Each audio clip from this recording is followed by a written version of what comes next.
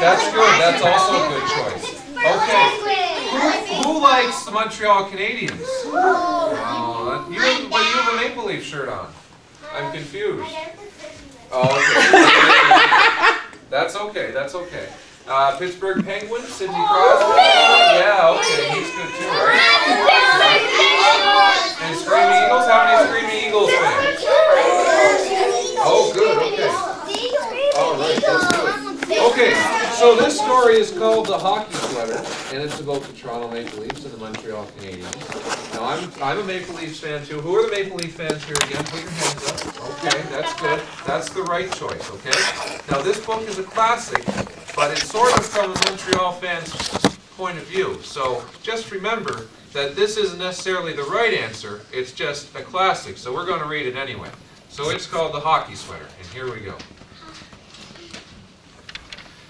The winters of my childhood were long, long seasons. We lived in 3 places, the school, the church, and the skating rink. But our real life was on the skating rink.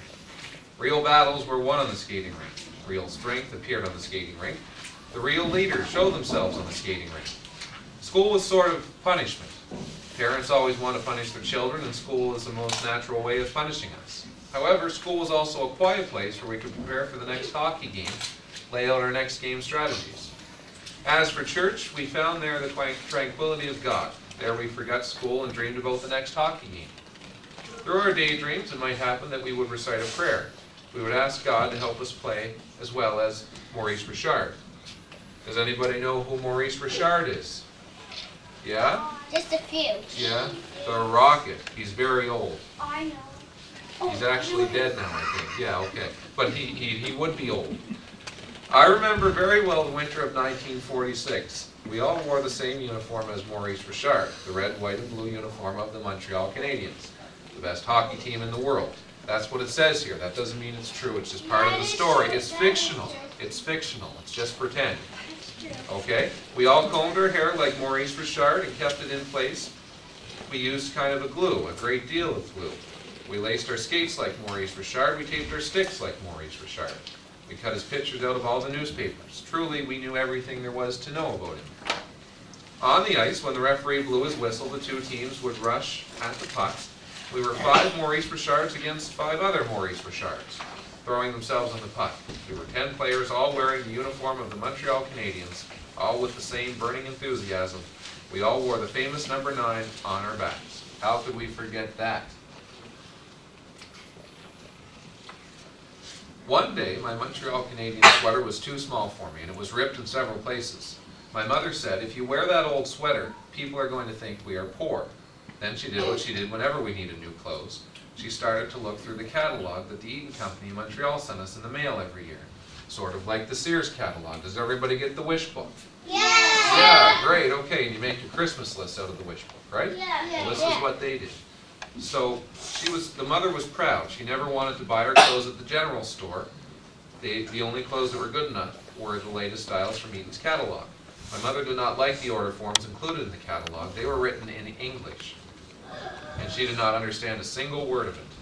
To order my hockey sweater, she did what she always did. She took out a writing pad and wrote in her fine school teacher's hand, "Dear Monsieur Eaton, would you be so kind to send us a Montreal Canadiens hockey sweater for my son Rock, who is 10 years old and a little bit tall for his age.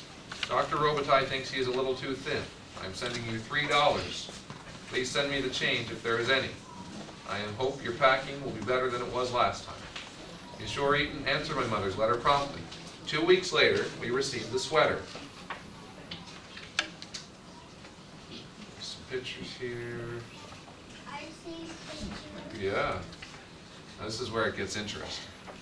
That day I had one of the greatest disappointments of my life. Instead of the red, white, and blue Montreal Canadiens sweater, Monsieur Eaton had sent the blue and white sweater of the Toronto Maple Leafs. I had always worn the red, white, and blue sweater of the Montreal Canadiens. All my friends wore the red, white, and blue sweater. Never had anyone in my village worn the Toronto sweater. Besides, my Toronto team was always beaten by the Canadiens. Again, more fiction. With tears in my eyes, I found the strength to say, "I'll never wear that uniform." "My boy," said my mother, "first you're going to try it on. If you make up your mind about something before you try it, you won't get very far in this life." My mother had pulled the blue and white Toronto Maple Leaf sweater over my head and put my arms into the sleeves. She pulled the sweater down and carefully smoothed the maple leaf right in the middle of my chest. See, there's a Montreal sweater, it's all ragged, torn, and there's a beautiful maple leaf sweater, it's brand new, glorious. For the boy, I was crying, I can't wear that. Why not? This sweater is a perfect fit. Maurice Richard would never wear it. You're not Maurice Richard. Besides, it's not what you put on your back that matters, it's what you put inside your head. You'll never make me put in my head to wear a Toronto Maple Leaf sweater. My mother sighed in despair and explained to me, if you don't keep this sweater, which fits you perfectly, I'll have to write Monsieur Eaton and explain that you don't want to wear the Toronto sweater. Monsieur Eaton understands French perfectly, but he's English and he's going to be insulted because he likes the Maple Leafs. If he's insulted, do you think he'll be in a hurry to answer us? Spring will come before you play a single game, just because you don't want to wear that lovely blue sweater. So I had to wear the Toronto Maple Leaf sweater.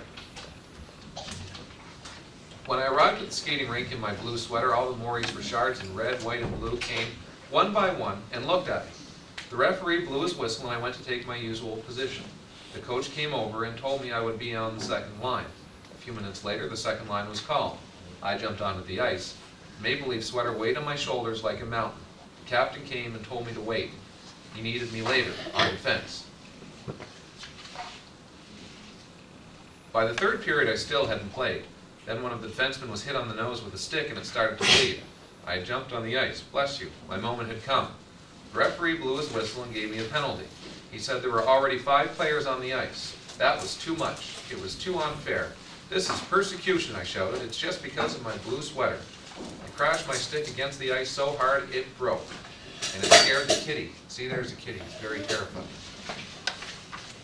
I bent down to pick up the pieces. When I got up, the young curate on skates was standing in front of me. My child, he said, just because you're wearing a new Toronto Maple Leaf sweater, it doesn't mean you're going to make the laws around here. A good boy never loses his temper. Take off your skates and go to the church and ask God to forgive you. Wearing my Maple Leaf sweater, I went to the church where I prayed to God. I asked God to send me right away 100 million moths that would eat up my Toronto Maple Leaf sweater. And that's the end of the story. Good story, right?